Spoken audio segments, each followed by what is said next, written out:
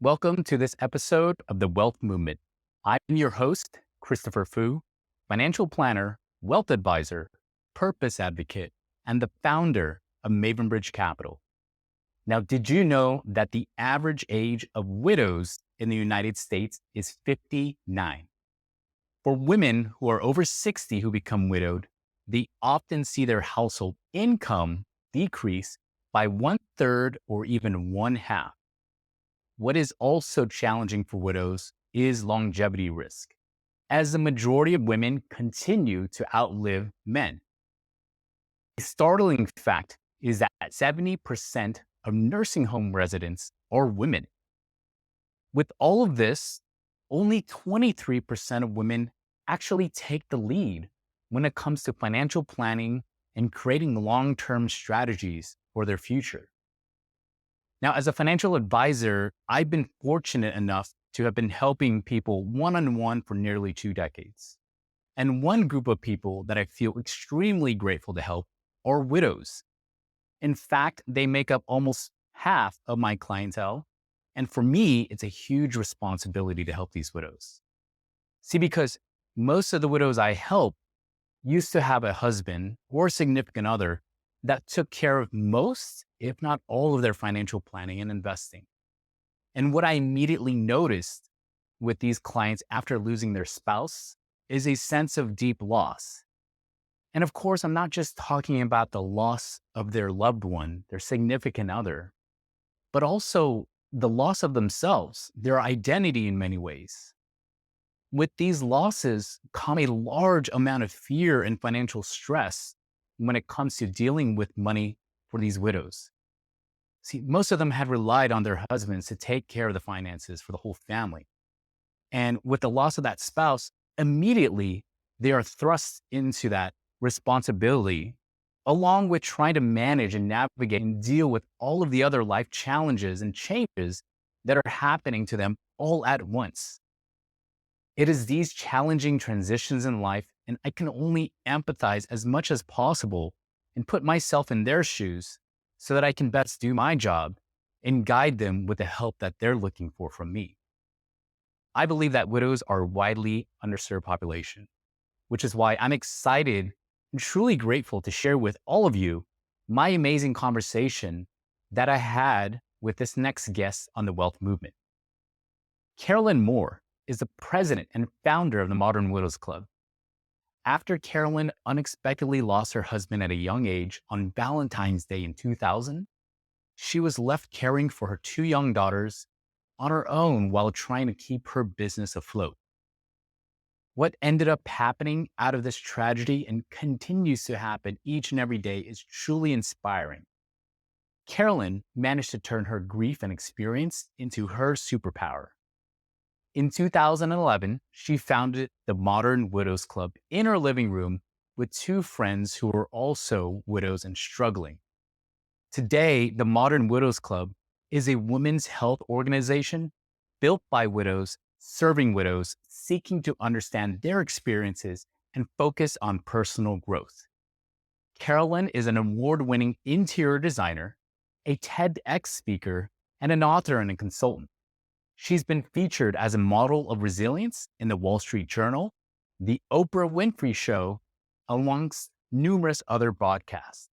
Her work is recognized on behalf of widows nationally and globally.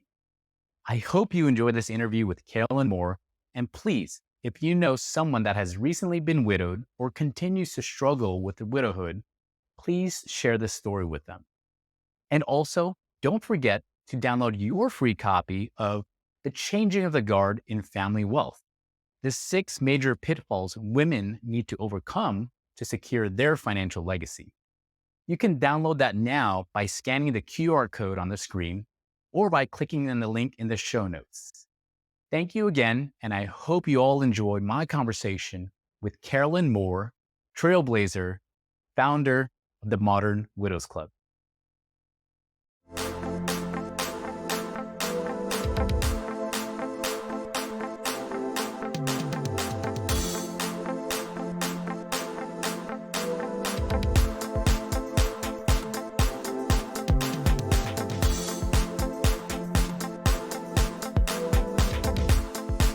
And so that's why purpose and meaning is so powerful for our ladies, because what is their purpose now? They had great purpose in loving so much and also receiving. My name is Christopher Fu, and I'm extremely excited for today's episode because I'm joined by someone who I had the privilege of meeting earlier this year. And I was unaware of kind of the connection that we would have in that one simple meeting. It turned from an interest of, oh, what is this booth about, to a conversation that lasted over an hour. And it was more beyond that I knew like I really had to keep in touch with this amazing lady just from this 1 hour conversation. And so with me today is Carolyn Moor. Carolyn is the founder of the Modern Widows Club, and it's not just any tiny little club that you may be thinking about. It is a nationwide club that is going global, that is spreading the message of widowhood, and she is definitely a trailblazer in this field. So I'm so excited again to have her to share her story, to share the amazing things that she's doing, because I feel it's very, very important to spread that message. So, Carolyn, thank you so much for joining me today. Thanks, Chris. There are no coincidences that we stood there for an hour talking at a booth in San Antonio, Texas. And, Yeah, you know, absolutely. Yeah, I mean, honestly, never mentioned. I was just mesmerized by the education that you honestly gave me about widowhood. I think when I first met you, I told you, yeah, I'm a financial advisor. I work with a lot of widows, but you Yeah. just opened my eyes up to so much more that I didn't know. I'm not a widow myself, but Yeah. understanding that what widows go through and your story and you sharing your story with me was so powerful. That's where the energy, the connection, it was just yeah, it was easy to talk to you, and I knew I just wanted to continue to talk to you and just be your friend, to be honest. Yes. So so before I have you dive into talking about the Modern Widows Club and your mission there, I always like to start these things with just kind of breaking the ice a little bit, and this may be within your realm, right? But if you were to have your Last Supper dinner and you could choose three powerful women to have dinner with, who would those women be and why to you? Mm. Yeah, it's funny because when you told me you were gonna have an icebreaker, I thought you were gonna ask, like, what I would wanna eat at my last supper. So I was That's a good prepared one. to tell you what that was, but I can tell you that, actually 2 of them are living. One of my all-time favorite authors is Dr. Clarissa Pinkola Estes, Okay. and a lot of people don't know her. She's a Mhm. Latina poet, a psychoanalyst, a post-traumatic specialist. She tells long-held Latina ethnic traditional stories. Wow. There's always a big uh, ethical and it's sort of a moral point to the story, Mm. and I just love her. She wrote the book where Women Who Run with Wolves, and it's Oh, really okay. about bringing out the wild woman archetype and not putting women in a box, which is sort of very appropriate right now with the Barbie movie. But it's about allowing women to be their wild, wonderful selves. And when I found her work, I rediscovered myself um, Really? in, Wow. in such a beautiful, feminine, divine way. And I think because widowhood had been such a masculine experience for me, having becoming a breadwinner and leader of my family and leader of business, and I sort of leaned more towards the masculine. So I had to find someone who helps me lead me back to my feminine strength, and that was Wow. Dr. Clarissa Pinkola Estes. So Wow. I love her. The other woman would be Graça Michelle. Some people know her and some people don't, but she actually was Nelson Mandela's widow. Oh, wow. Wow. Um, she's actually a two-time widow. She's been a first lady twice in Mozambique and also South Africa. Most people don't know that about her. She's still living and she's in South Africa. She is one of the legendary widows. When we talked about that book, Stories of Legacy, she Yes. she would probably be top on my list. And um, honestly, the third would be all those women that are in that book. Yeah. Yeah. Yeah. Oh, that is awesome. So speaking of the book, right? Legendary Widows. This came Yeah. out 22? What year did it Yeah, it come out? came out on International Widows Day, which is June 23rd Okay. Yeah, every June year. 23rd. And I absolutely love the book, and if you don't mind me sharing, like I normally don't highlight, but I highlighted. Yeah. Uh-huh. Yeah. Uh Oh, nice. yeah, and and there's a couple things that really stuck out to me that I love, and one was in the very beginning, you said the grit it takes to press on in the face of such overwhelming adversity, with all forces of power aligned against you, can only come from an internal place of divinity, of pure light and purpose. For me, that is so deep. Can you talk about like where that came from? Is that just obviously with your own journey being a widow? Can you share more? Like, Sure. Well, I was living the American dream, to be quite honest with you. I waited till I was in my 30s to get married. My late husband was a architect. I'm an interior designer. You came out of a small town in Arkansas where, that was just unheard of, to yeah. become a high-end residential interior designer. And no one in my life really knew that industry. And so, here I meet this amazing man, have two children, have our own business, 50-person interior design firm, and we're out for Valentine's Day, and a hit and run driver crashes into our car, and he dies of severe head trauma, and I survive. So, everything we built up till the age of 36 is just completely was shattered and destroyed. So, what I didn't know is there was a very, very dark side of life, and I had not experienced that side. I had had family members pass away, but I didn't have the closest person to me that was, a soulmate disappear from my life suddenly. And so what I realized is, in this experience that it is a thrusting of a misalignment in your life. So as balanced and aligned as you feel like you are, widowhood throws you off balance and it throws you into some extremely dark places. And in those dark places, you start to question the origin of life. You start Mm, questioning, why do we have hope? What does my future look like when everything is so uncertain? And so, yes, when I write things in the book about that, I am talking about a universal experience from talking to not only tens of thousands of widows, but I'm also talking from a personal widowed experience and discovering that widowhood is a catalyst to you understanding both the light and the dark mm, side of life, mm, mm. gives you just a different filter going forward. You have a completely different perspective on things that are frustrating, challenges that you have. Uh, it's what I call a fast track on the road to resilience. You I you love grow that. very fast in widowhood because you must. And for me, I had a 2 and 4 year old daughter. I had a 50-person interior design firm. Uh, a lot of people needed me besides myself. But it comes a very personal journey uh, back and forth into the dark and light. And what does that look like for you? What does it mean for you? And so looking for other women who've walked that journey was vital for me, not just Yeah. finding women, finding role models and, and women who built legendary their own legacy, right? Yeah. Um, Kind of combining it with the love they received, but then the love they become. That's what a legendary widow is. Both of those things. Yeah. Oh, I love that.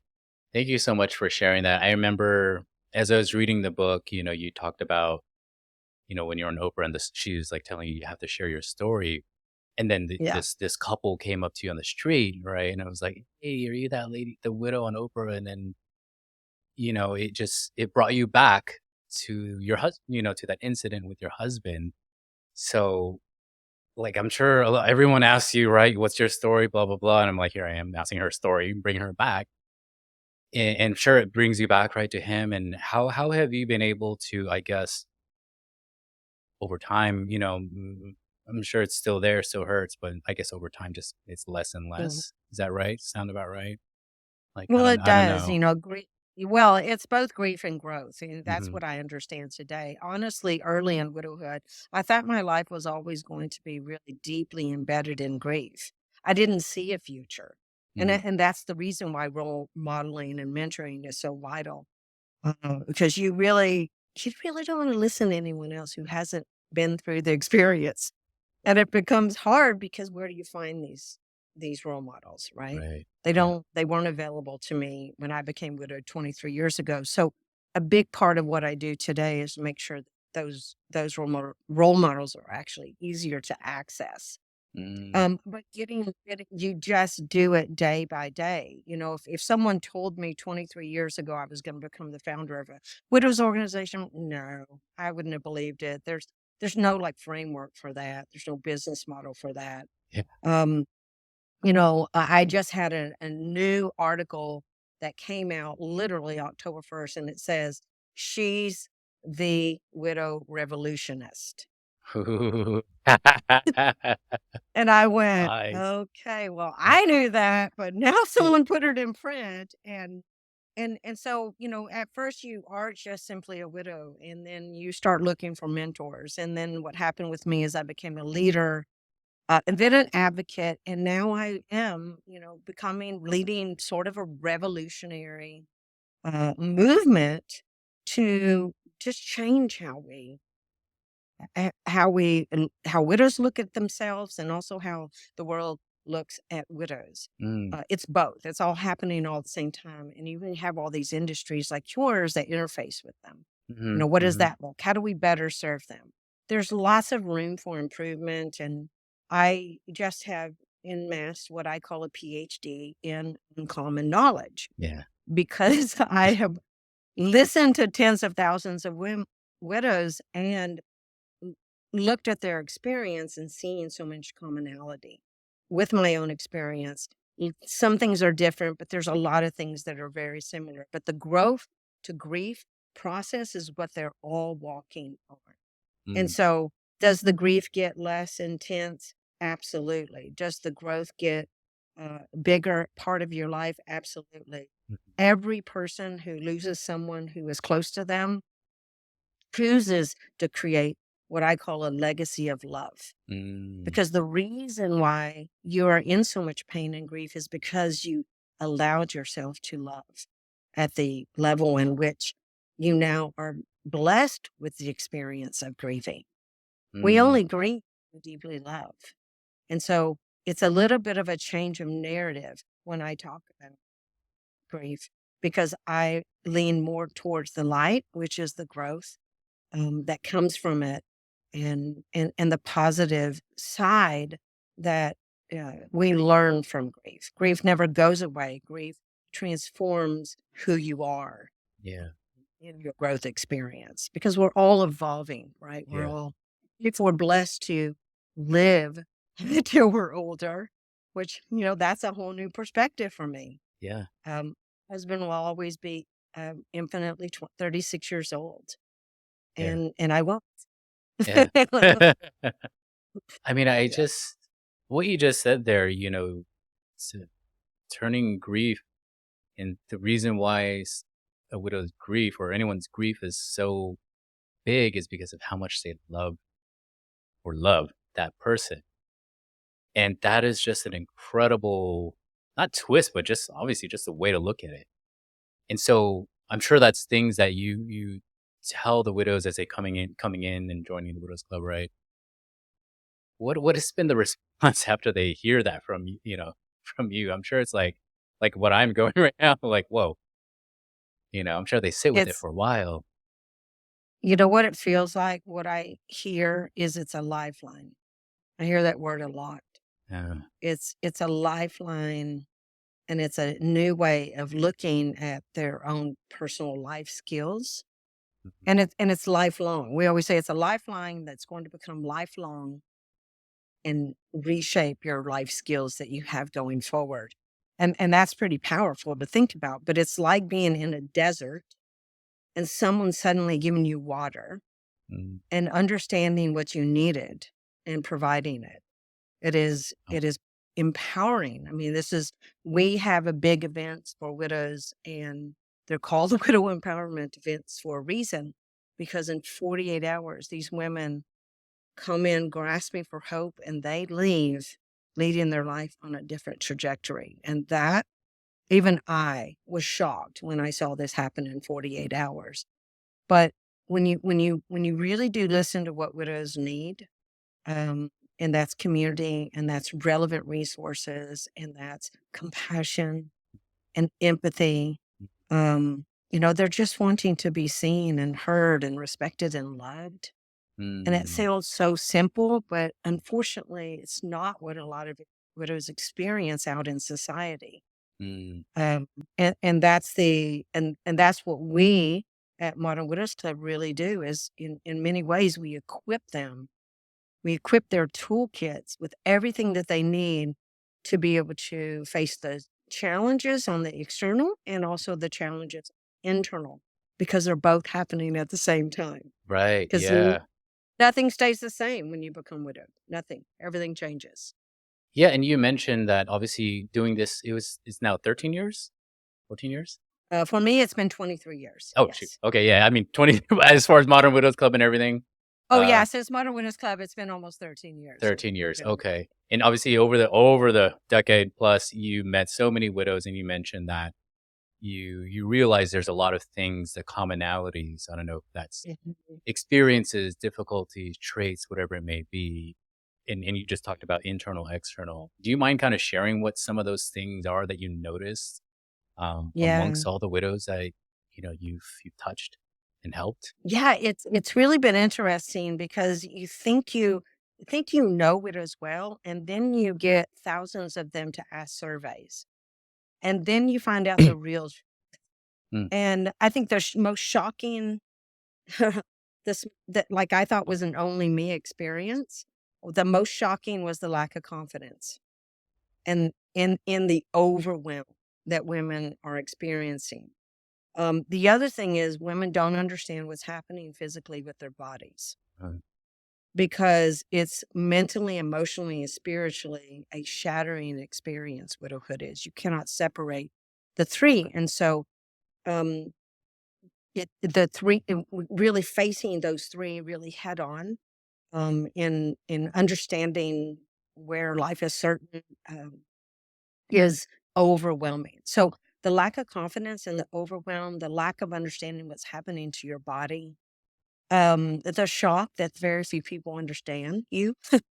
mm, So you feel like mhm, you're an alien in the world. Like, what is mm, it? This is why our clubs and our communities are so popular, because when you walk into that room, whether it's 200 widows or 20 widows, uh, you don't have to explain why you might break down crying or have dark humor or not talk at all. yeah, You don't have to explain that to them. But anywhere else, which is, 95% of the time, yeah, you're gonna be the odd person where people turn away from you at the grocery store, or, say the most odd things to you, and you're always on the defense. And mm, and and and you don't realize it, even your breathing changes. Breathing mm, becomes more shallow, which also contributes to the brain fog that most of our widows experience for about 2 years.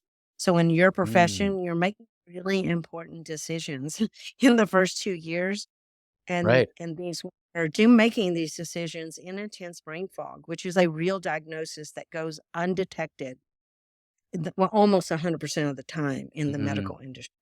mm, So, none of us understand what's going on. Widows don't, and then the people around them. But what we have found in our research is, um, having the knowledge of what's happening to you, allows women to have more confidence and also more self compassion yeah, for themselves yeah, and kindness, that, no one gets to do widowhood perfectly. This is what I always tell anyone that I mentor. No one gets to, I didn't get to, no one will ever get to. And so, how do we do this the best that we possibly can with what we do have? mhm, And that kind of compassion is a depth of self-care in widowhood Mm, that is extremely important to hear from another widow, yeah. that you're the most important person right now. Yeah. And so let's focus on that. Yeah. Yeah. And that's why for me, it's so important to, again, know that something like this, the Modern Widows Club, exists, right? Because again, when I am trying to relate to a lot of my clients who are widows, I'm not a widow. And Yeah. I try to empathize honestly as much as I can, but there's only so much that I can empathize with, right? And just knowing that there's an amazing resource in the Modern Widows Club who is founded by widows for widows is an amazing thing. So can you tell us more about kind of the Modern Widows Club and what does it look like? What's the, the goal? I really know the goal, but what's the goal of the Modern Widows Club and Yeah, our purpose. I mean, Modern Widows Club, when most people hear the name, they're just like you said, they think we're a small group. We have about 50,000 women in our organization, and wow. there's a lot. We have multiple programs, but bottom line, we are a women's health organization focused on widows. So there is what we identified is there is an unhealthy way to do widowhood, which comes from experience and also studying widows. But there's also an healthy way. Mm, And when you are in a position where you have to make really intense decisions that are important decisions when it comes to legality or money or where you're going to live or your health, mhm. um, it's important to get knowledgeable information sooner. Yeah. To me, I see that as healthy. And what we do is we actually focus in 7 key areas that we call the pillars of healthy widowhood, which is emotional, mental health, financial health, relational health, physical health, spiritual health, fun and creativity. Women forget that they have a right to have fun. Mm, Humor is a big part of it. And then the final one is purpose and meaning. mm, I think if we're addressing all of these pillars all at the same time because they're happening all at the same time. So from we look at everything from a health perspective. And so most everyone that comes to us goes through what we call the hope, heal, grow, lead process. And we identified this, and we're the only organization that's identified this based on working with widows who are also mental health counselors and yeah. therapists. Yeah. So you don't have just peer, you have peer professional Yeah. guided tools like our widow empowerment event. You answer the questions, and then you decide where you are on that pathway by the questions that you answer. And so Mm, what we're doing is we're giving women their power back. You yes. answer the questions, you decide where you are. Are you in hope, heal, grow, or lead? And then we bring support to them in those categories. Because a Mm, woman who wants to travel and date is not going to be the same woman who is grasping for hope. absolutely. Yes. So we want to really look at the holistic woman Yeah. in widow because some women have been in our organization for a decade and they're now advocates and leaders all over the world. But when they first came to us, guess where they were in the hope? Mm, They were grasping for hope. mhm. So women are constantly coming. It does not matter how long it's been. We have women who have come to us 25 years into widowhood and they're still grasping for hope. We have some Wow. women but we have some Wow. women that come to us in 2 years and they're ready to lead. Yeah. So so by giving women the ability to know where they're starting is what I identified as the critical beginning, what I call acute response to active response to acute needs. Mhm. Because there's actually 3 phases that we found it's that active response to acute needs, which is crisis intervention, and then there's short term and there's long term. And from our research, it shows that it takes about 7 years for a woman to rebuild her life and to feel 100% confident in who she is now in her new self identity. Wow. So the grief industry is not addressing the shorter and longer term needs of widows. And we're literally the first organization to do this. Yeah, I remember that was what you told me, when we first met, Mhm. just the different stages and how long on average, right? That's just an average, right? What you're saying, 7 years, give or Mm. take. And the Yeah, goal is to shorten that for a lot of widows, correct. right? Yeah. And that was really in Modern Widows Club when I started with 2 women in my home.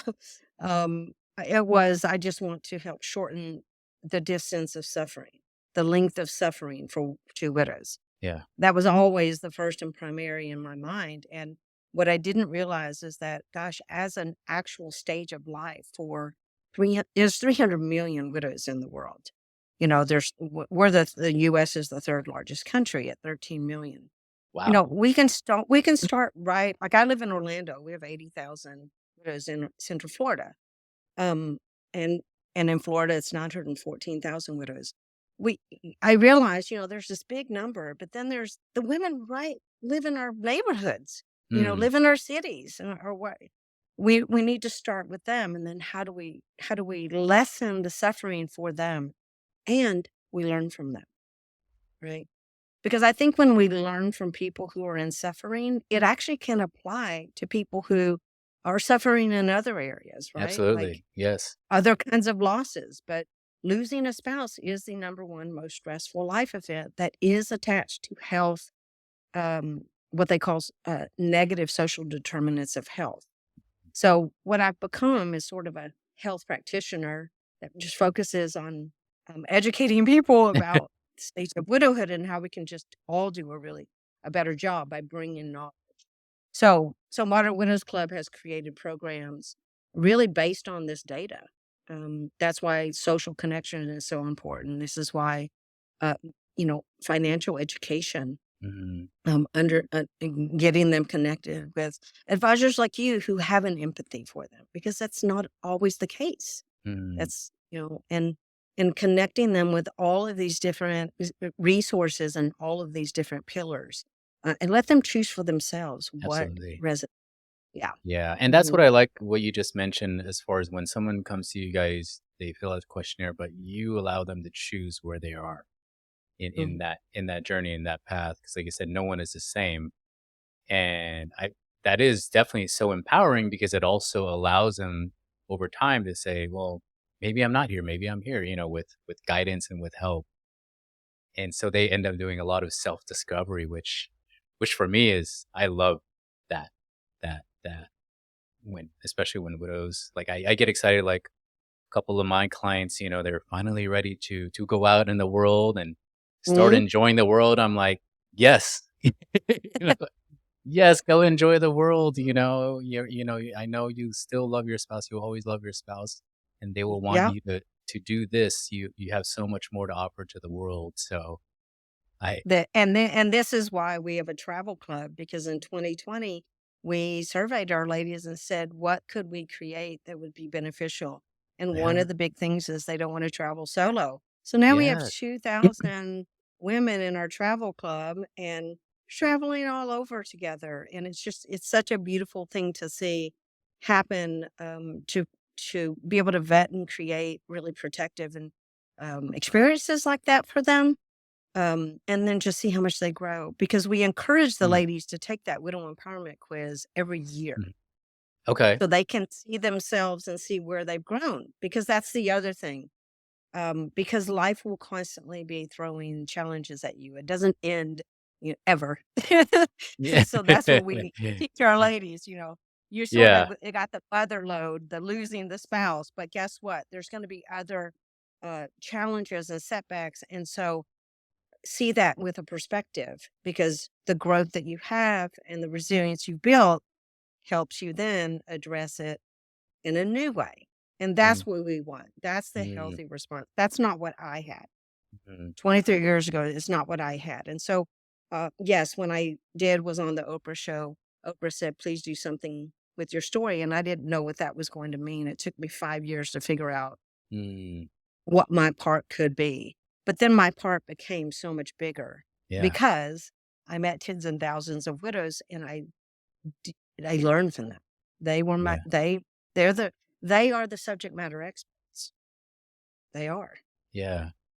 Jeez. Well, you know what I feel like with your book also, just thinking about it, Legendary Widows, I feel like it's also not just a book for widows, to be honest. I feel it's like a book Mhm. for everyone.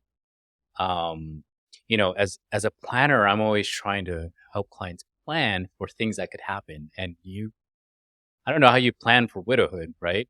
I mean, but You can't. You you can't. You can't. just But it's just also just kind of knowing I feel like there's resources out there that when that does happen, that you're not alone. I think is so powerful to know that there is resources like that. And again, this book is just bringing about awareness because no one wants to talk about death. No one wants to, but I think it's important no, to and to that's why we realize that. talk about widowhood in the perspective of love. Yeah. It's like when we have fundraisers, it's love always. Mm, We yeah. don't, we don't talk about the death part. The death part is this the physical body, really. Yeah. It's not the actual feelings and emotion that you still get to keep and also feels displaced because it has nowhere to go. Yeah. And so that's why purpose and meaning is so powerful for our ladies because what is their purpose now? They had great purpose in loving someone and also Hmm. receiving love. So they need a place where they're receiving love that's safe and compassionate, and they need a place to give love.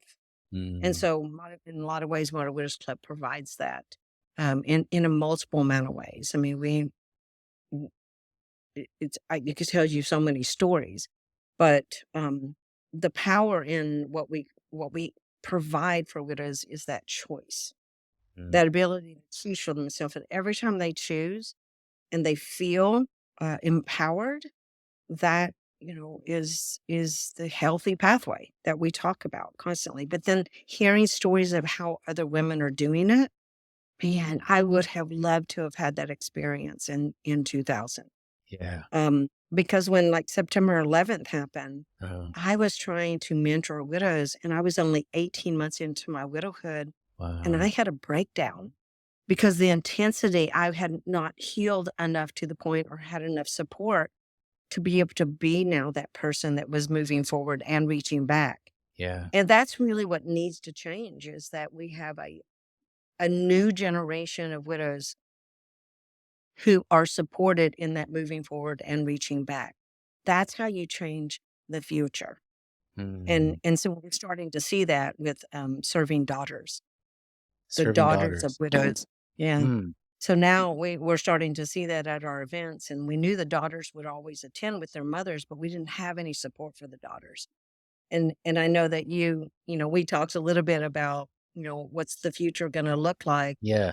And honestly, I think millennials and Gen X's are gonna do a lot of change, much more so than the millennials actually and the baby boomers Mhm. when it comes to widows, because the daughters that I talk to and the sons, no, they won't stand for their mothers and grandmothers or their wives or their sisters or their daughters to be treated treated like widows are treated today around the Yeah. world. They won't stand for it. And so I'm optimistic about the future and what's going to happen for widows in all areas in your industry. I've already seen it just meeting you, and coming to the Shift conference. Yes. That is, a completely different way of approaching financial, um, mm, really empowerment. I mean, economic empowerment is what you Yeah. do, what so many of the people I met at that conference. That I honestly can't refer widows to anyone except people who have training or some background on understanding the emotional impact of money, whether that's losing money or having a windfall. Either way, it doesn't matter. It's a huge change for you and a big responsibility. Mm, yes. So, yeah, the future daughters, the daughters who have lost their fathers, they are going to have, and sons who have lost their fathers. There's going to be lots of different conversations and more open forum in finding solutions to those problems. Yeah. Yeah, thank you for sharing that. Honestly, it's weird. I was thinking about it this morning leading up to our interview because you have, I think, children, son and daughter, I believe, Two and daughters. 2 daughters. Hmm. Yeah, so I was thinking, I was like, I wonder, Carolyn has, with her experience, how she's passed that on to her daughters, with what she's learned to prep them. It was weird that you just mentioned that because I was literally thinking about that, this morning, and I can see that, yeah, just being a huge value, I'm sure, for your daughters to as they go into their own adult life. And, statistically, the women live longer than us, right? And Mhm. they're gonna probably, be the widow statistically. And I think you shared it with me, right? That women will, when it comes to finances, inherit money twice. Usually when they lose their spouse Well, yeah, and their that's what we parents. talked about earlier. Yeah. That's what's different today because of female longevity and because Mhm. medical science is making it possible.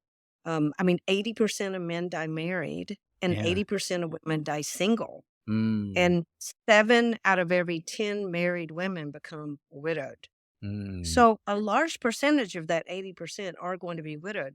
I was one of those at 37, right? Yeah. The average age of a widow in this country is 59. So Yeah. I brought that number down. It's younger than what most people think. Women are still working at 59. They're not retired yet.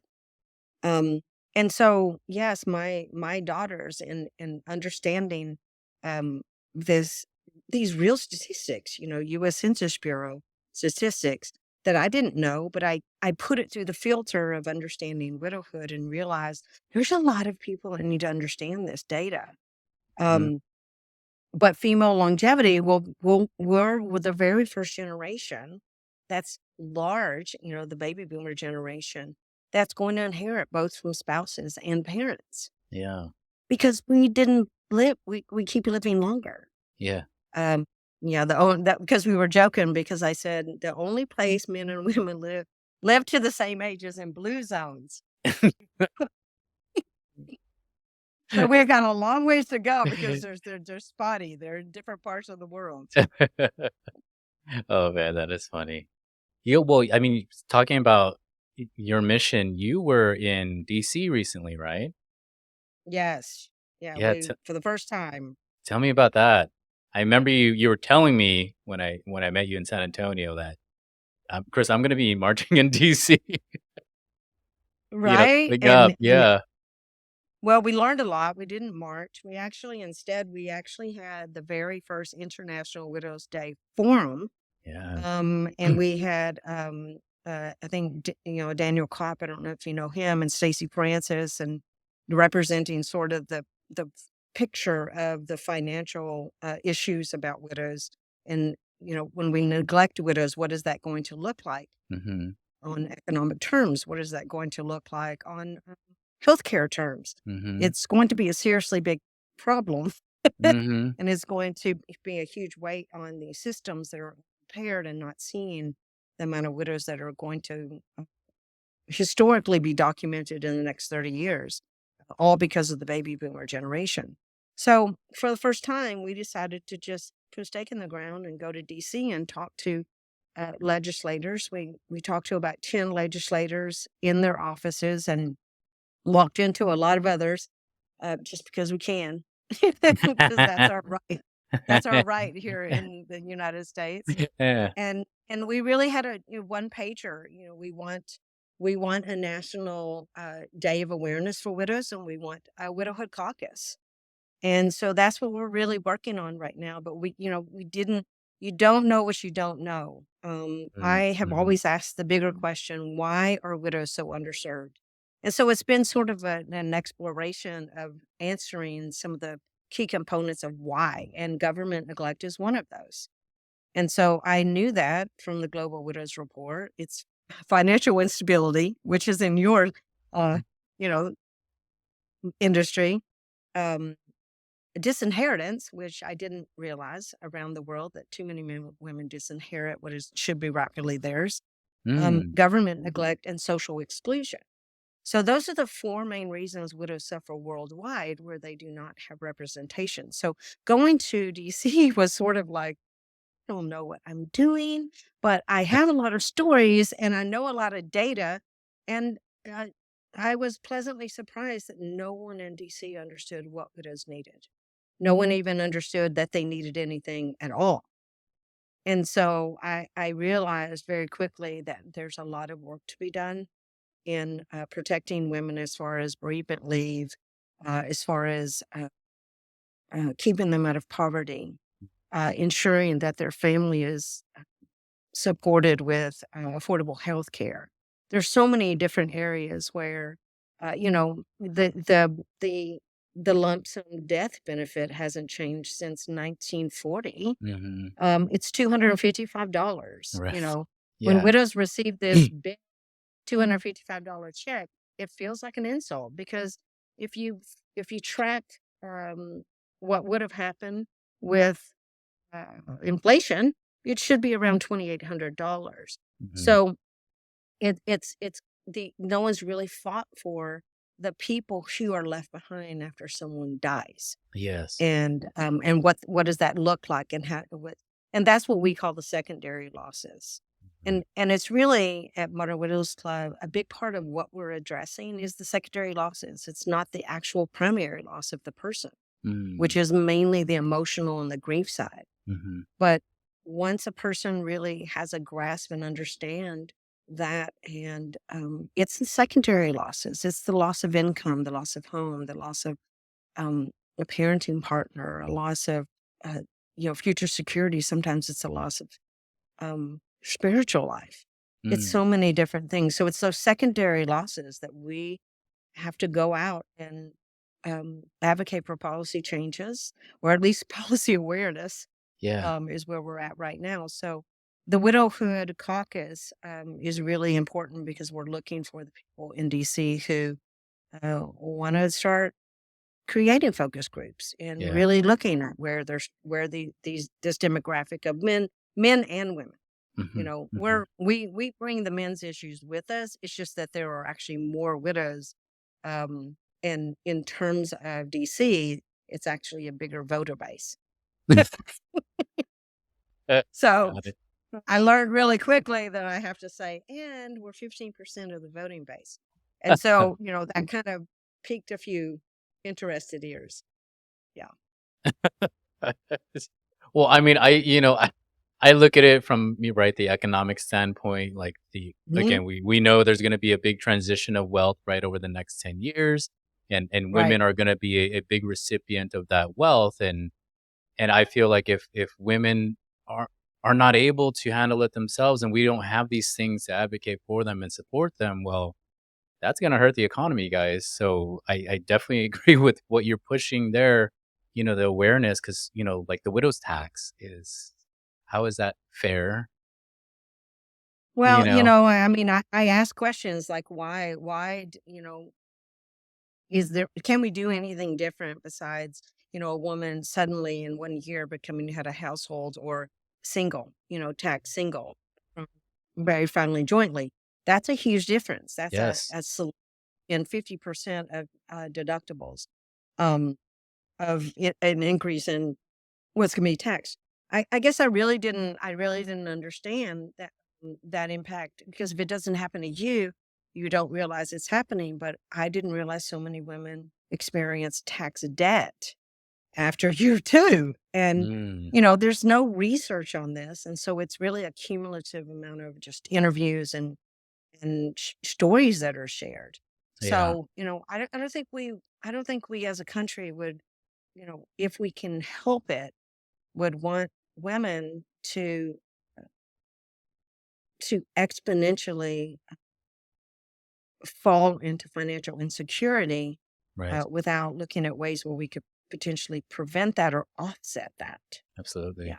Yeah. And I think that's just, like, what you're doing with Modern Widows Club and movement is spreading that awareness, right? Like you said, the awareness first and bringing it to their attention, things that they had no idea, were not aware of, and hopefully it's starting to make some movements. It's going to be a long journey, of course, but it's starting that path.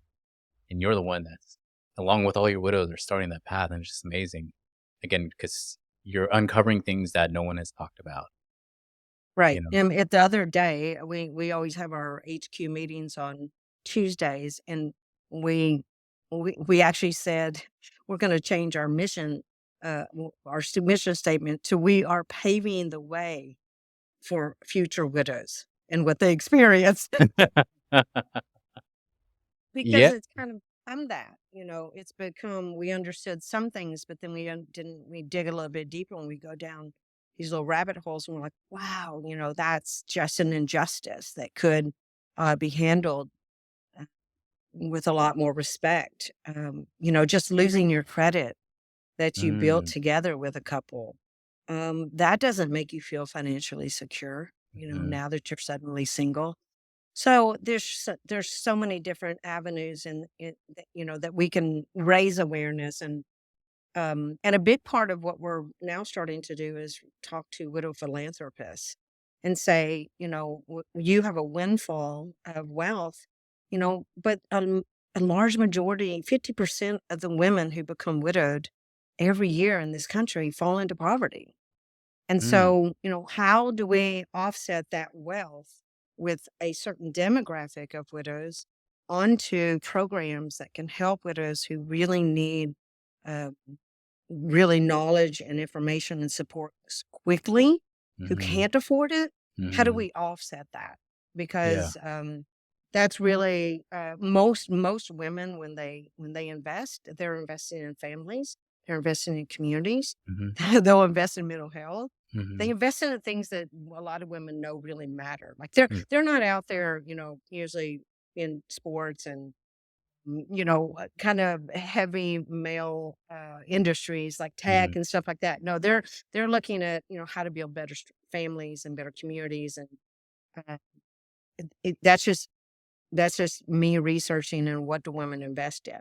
It's Yeah, always really it's closer to home, and so I think this movement to empower widows to thrive would really resonate and absolutely. have great purpose and meaning.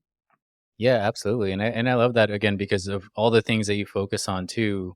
Um, I think, what I uncover with a lot of the widows that I work with is also helping them figure what is their identity, right?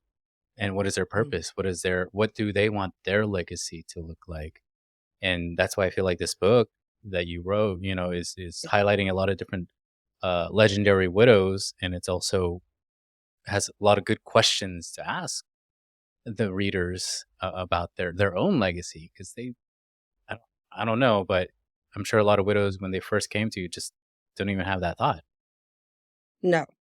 No, they can't see themselves in a month, Mm, to think of themselves and there's a direct correlation to seeing your future self and accessing hope, mm-hmm, right? mm, Because hope is a very slippery slope for a lot of widows. mm, mm, They may find love again, and then they may have their heart broken again, and then mm, they slip right back, right? Um, it's a constant, journey along the way, but it's yeah. There's a there's a lot to be learned, and the more you come out of what one person says as a author, she goes, "Coming out of the waiting room," right? Coming out of the comfort zone in which we create in order to survive, you um, know, that's the first thing, that's what grievers do. um, And so being in a community of other people where the they're they're asked, "Tell me more." It's mhm, almost like I like to explain it as like a soda can. Like if you shake a soda can, you know, and you keep everything held in, mhm, when you pop that, there's going to be an explosion. It's going to be overwhelming to like finally get it out. But absolutely. if you let it out a little bit at a time, and that's kind of what happens is every time they plug into a trip together or an event together or a virtual, community or an in-person community, every time they make a touch, they're actually um, healing themselves. Yeah. And ultimately, someday I hope we get more research and studying widows in the area of stress and resilience and personal growth because they have a lot to teach people who will be experiencing this on losses on different levels. So for me my first loss was of course a grandparent. Mhm, Um, and so, and that's typical for most people. And then my Yes. mother became widowed. And then 2 years later, I became widowed. Yeah. So there were a lot of losses in my family back to back. And so when I became widowed, there was hardly anyone in my family that had available bandwidth to be supportive to me Mhm. because everyone was grieving on both sides of my family. Yeah. My nuclear family and my married family I married into, they were all grieving. And so for Yeah. years I thought I was abandoned, but it wasn't that. It was because no one had the capacity. And you know what? They didn't have the support either. Yeah. And so a lot of, support is changing. Now we have, of course, Yeah. um, uh, so many studies on loneliness and how important it is. Modern Widows Club makes your financial clients better clients Yeah. because you're not their counselor Yeah. anymore or the person that's constantly asking, tell me more, and relieving some of that stress for them. They're getting that in a community that does what we do. Mhm. Yeah. You can get to doing the financial part, which is what you're good at doing, right? So Yeah. we complement a lot of financial Mhm. um, Yeah.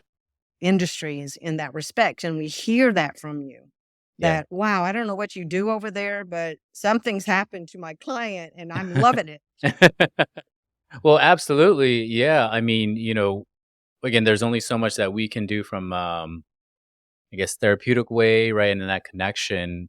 But when I do see when they go through and that experience coming back, and when we're working on their goals and everything, we actually have things that we can plan and work for. Because I could sit with a client who's widowed all day and run plans for her all day that show her, hey, numbers wise, you're going to be fine. But Hmm. in her mind, she is not fine. To your point, I think there's a lot of industries that complement one another that could help Hmm. the actual person in front of them so that that person can obviously live a more purposeful, fulfilling life because again Right. they lost their spouse, but they still have so much more to live. And that's I think the beauty of where I see modern widows club and just going through and trying to shorten that process for widows so that they can live all of those beautiful days. We don't know how much we have left, but make going through and trying to shorten that Well, process. you're the epitome of my favorite saying from Grace and Michelle, Nelson Okay. Mandela's widow, which is we're all drops of water in the wave of change. Right? Yes. We all do our respective thing to make the world a better place. We are the change that we want to see. And so, yeah, so it's no coincidence, like I said in the beginning, that we connected the way we do because we inherently care about the person themselves and what kind of life they're living, but also what kind of legacy of love they're going to be leaving. And Hmm. that takes a lot of in depth questions. Hmm. Your job is extremely hard because you're talking about um, long term life planning. You're talking about the difference between survivorship and thrivership.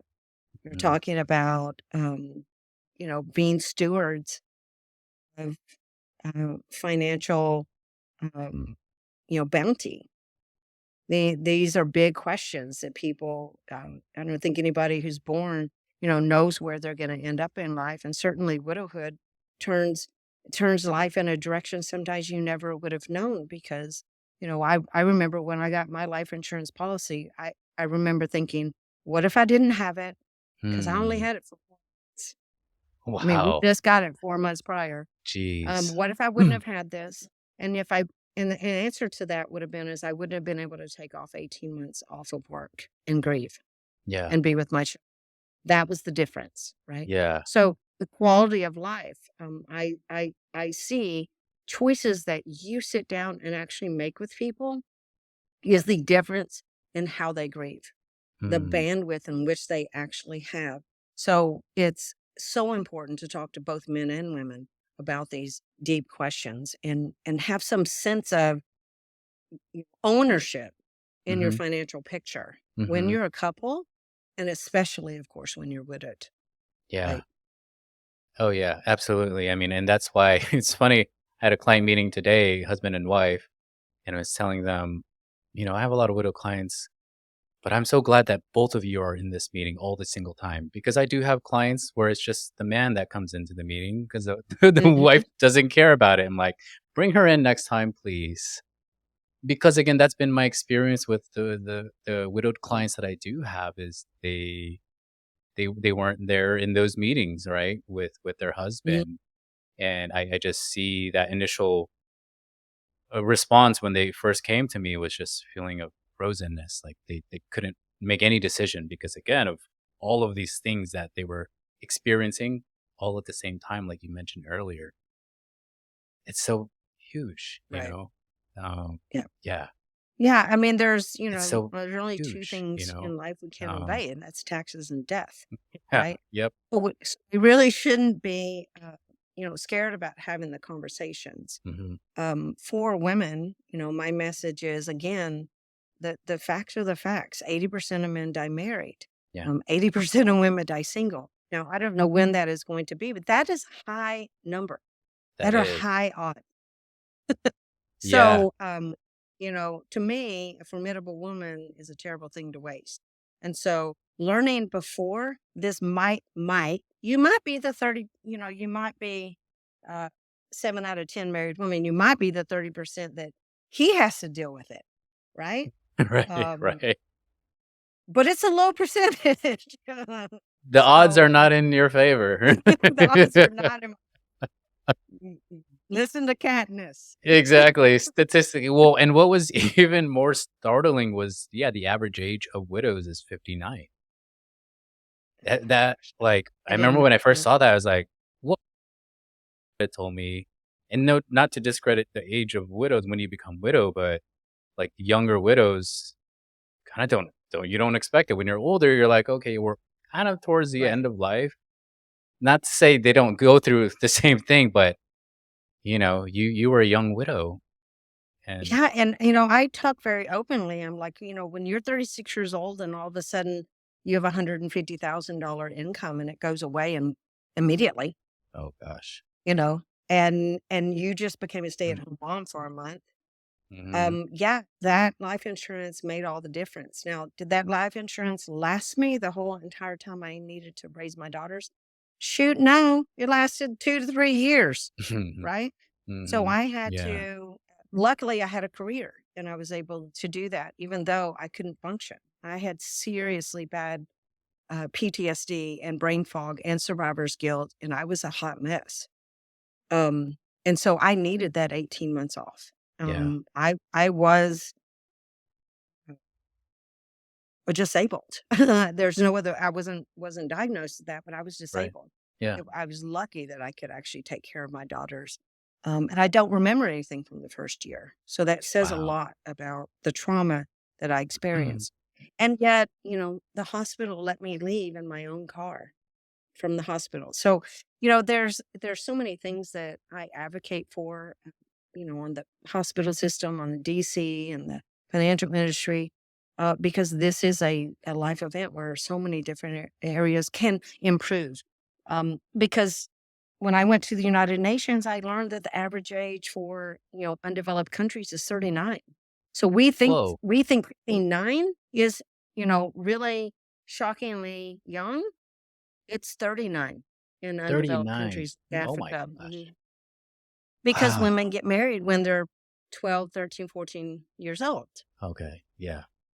Wow. and the life expectancy is lower Okay, because of yeah. poverty. So, we have widowhood is a crisis on a global scale. We mainly work with, of course, widows in the United States, and so Western world widows have a big responsibility Mm, and looking at how we're going to change it for all widows. My mm, mantra is no widow left behind. So I study widows in other countries and I also study widows in this country.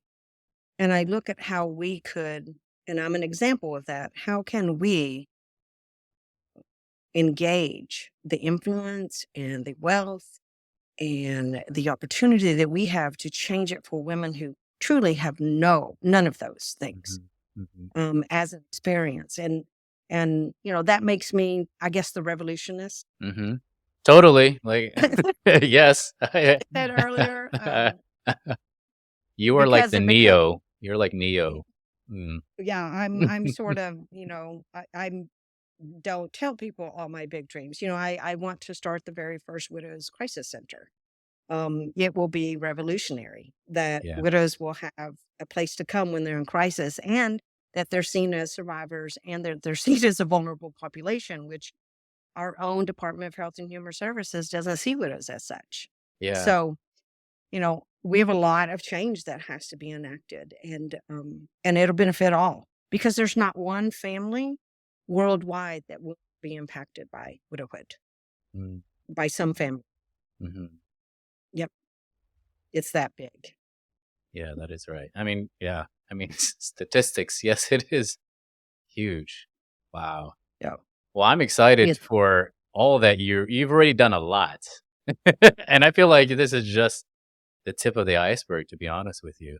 Like, it's we have done a lot, but we're severely underfunded. yeah. That's what's really sad is that grants don't recognize us. Big industries don't recognize the need for widow support. Mm. They simply don't understand widows, and we're here to help educate people and say, if you want to know what's happening in the real world for widows, come and learn from us, and we'll share where you can actually invest, where you Mhm. can be a philanthropist, and where you can make a huge difference, because there's multiple ways that they can do that. Yeah. Oh, great. And so with Modern Widows Club, are there like let's just say, I'm here in California, right? Is it all online or are there like different hubs? Like how does that work when one wants to be a part of the club? Yes. Well, we have 40 communities that are in person that are ran by leaders that we've trained in our organization through our leadership program. But I would say the majority of widows actually plug into our virtual resources because Okay. not everywhere. Yeah. But we have specialty virtual communities, survivors of suicide, Black widows, Spanish speaking widows. These are niche areas where women need to find other women in those particular experiences. Um, and, and so there's, as we find leaders, they're actually able to plug in. We have a Hope, Heal, Grow lead e-courses, right? So Mm, wherever you okay. are, you can plug into those. People can sponsor those. Usually, the Hope e-course is for free. But a lot of our women can't afford, the Heal or the Grow because it's more of an advanced program. I see. And so that fee for service actually helps our nonprofit. We're actually the very first widow nonprofit this year that became a public charity, Really? meaning we're both a 501c3 Yeah. and we are a 509A2. And for you, that means that any of your clients can actually donate up to 60% of their adjusted gross income. Oh, that If is you're great. at own if you're only a 501c3, you can only, donate up to 30%. Yeah. Oh, So, that proving wow. for 5 years, we proved to the IRS that we actually receive funding from grants, individual donations, and fee for service, and that so now we're up there with zoos and museums. That's so fun. Indeed. Yeah, yeah, I know. So we're Um, like, "Wow, we didn't even realize it," but that means a lot to people who, may want to donate more Absolutely. of, their abundance to an organization like ours. They actually get a tax deduction up to Yes. 60% of their adjusted gross income. Yeah. That's perfect. Well, thank you for sharing that because, no one wants to pay taxes. you know, Right? we Yep. want to try to minimize tax Can't bills. prevent death, but we can Yeah. prevent taxes. Exactly. Exactly. Oh man. Well, I know we're kind of coming to a close here, so I have a few more questions here for you, Carolyn. You know, I know this is gonna be this is your legacy, right? Modern Widows Club. Yes. This is your legacy. Do you? I guess. Do you see what do you see ahead in the next 5, 20 years for Modern Widows Club for what is your hope um, for the future? I think for the future, the biggest impact we can have is allowing widows to have an avenue to becoming leaders. Mm. I identified early on that that is the reason why widows aren't served well, because it takes a widow to know a widow. Yeah. But widows are so under supported when they step onto a leadership level, whether that's in a place of worship or in a community in general, that we must generate. I mean, we have generated around 200 widow leaders worldwide. We have women coming from Bulgaria, women coming from the Philippines, New Zealand. Wow. We get requests worldwide because women see the power of empowered leadership in widowhood. But we're the only organization that can actually that has really the research and the history in building leaders. So that's a completely different um, perspective going forward. I always say to myself, what does a world look like when 300 million current widows would have mentors, community, resources? And it doesn't take long for someone to actually, in their mind, go, well, you take the most underserved women and you make them the most served women. And the impact, generational impact that's going to have not just on those individuals, but on those family members, whether those are children, grown or small, or, Mhm. inner circle family members. Um, what does that look like in the future? And to Yeah. me, it's a more peaceful, it's a more balanced, it's a more humane, Mm. it's a more loving, a more compassionate humanity, Mhm. right? So we all have the ability to participate in this, but we have to start somewhere. We've started the conversation, the narrative. So for me, in 25 years, I mean, I'll be 85 years old. Um, and, all I can hope is that a brand new widow, maybe my daughter, will be able to Google and go widow support and find it right where Mhm. she is. That's my hope for all daughters, all sons, all family members, all widows. Mm. And we're not there yet. We're not there. We're just now discovering that for a small percentage of widows. Yeah. We don't even serve 1% of the world's widows. Mm. And we want to. We want to. And so for me, that's what I hope that, you know, 25 years ago when we would say domestic violence, people didn't quite understand that. When we would say human trafficking, people didn't understand that. Mm. Well, we're in that same position right now. When Mm. you say widow support, people don't understand that, Right. but we understand.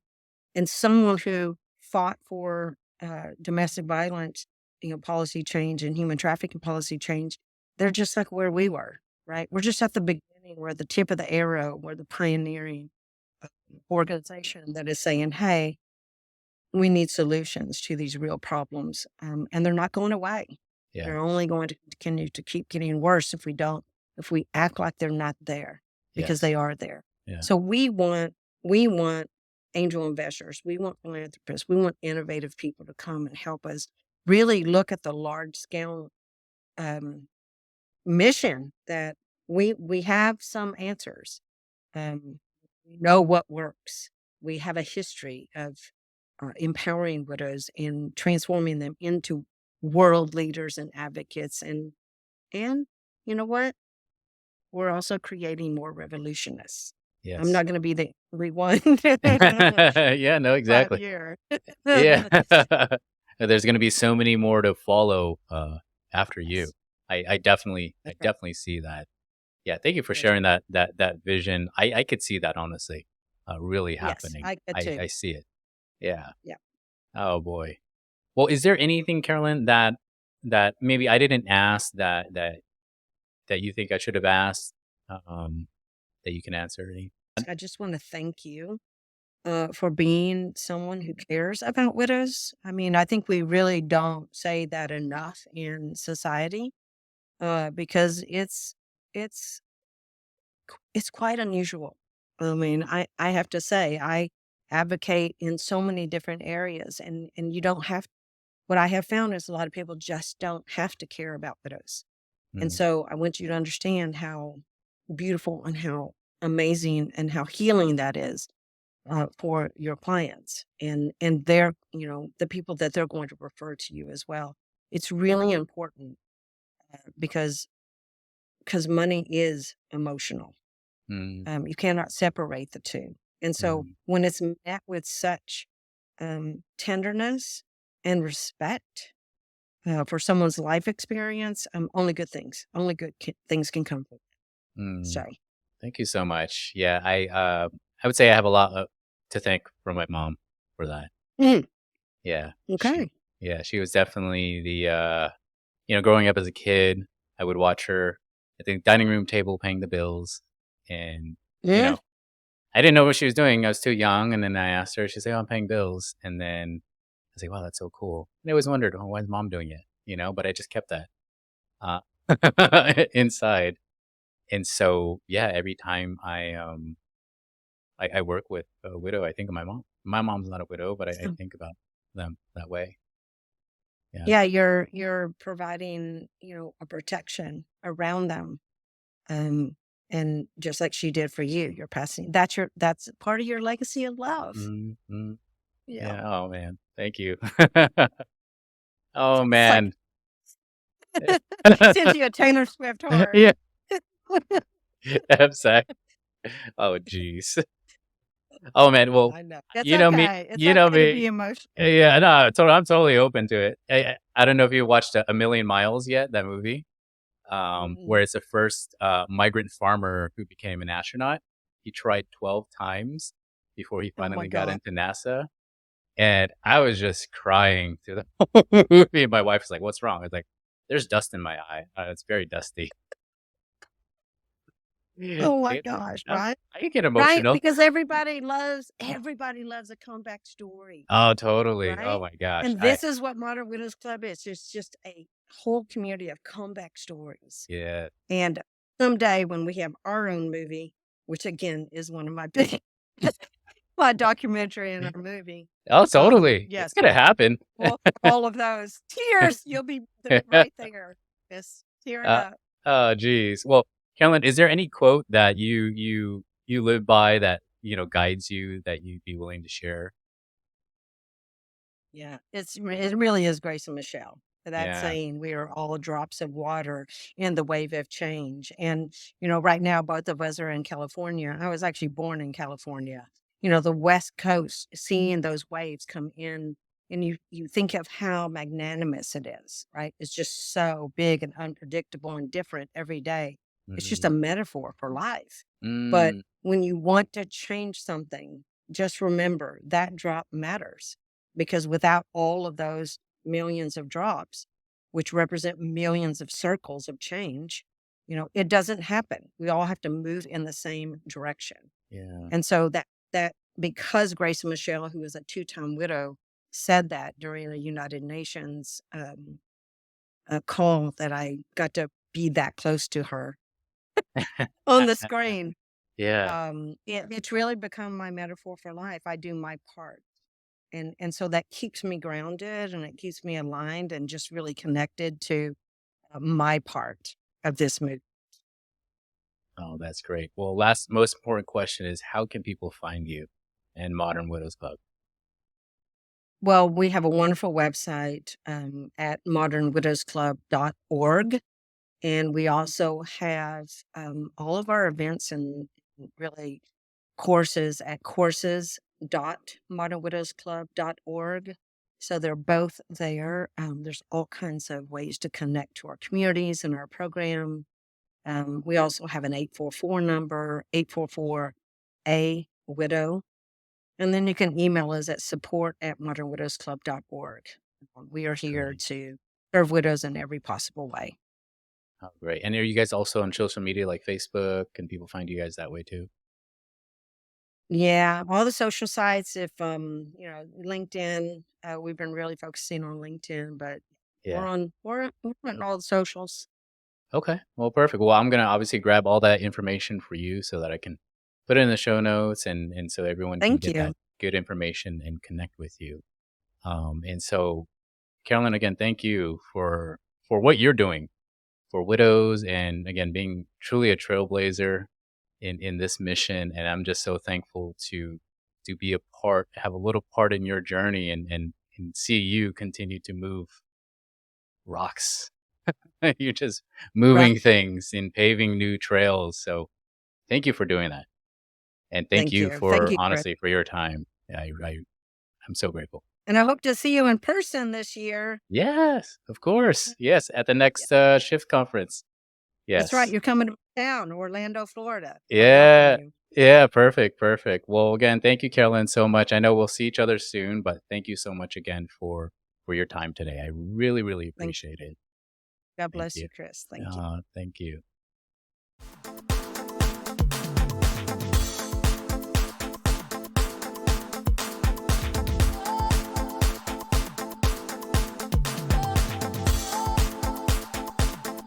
Securities offered through Kestra Investment Services, LLC, member FINRA, SIPC. Investment advisory services offered through Kestra Private Wealth Services, LLC. An affiliate of Kestra is Navin Bridge Capital, and Kestra Investment Services are not affiliated. Kestra is and Kestras do not provide tax or legal advice. The opinions expressed in this commentary are those of the author and may not necessarily reflect those held by Kestra Investment Services, LLC, or Kestra Advisory Services, LLC. This is for general information only and is not intended to provide specific investment advice or recommendations for any individual. It is suggested that you consult your financial professional, attorney, or tax advisor with regard to your individual situation. Comments concerning the past performance are not intended to be forward-looking and should not be viewed as an indication of future results.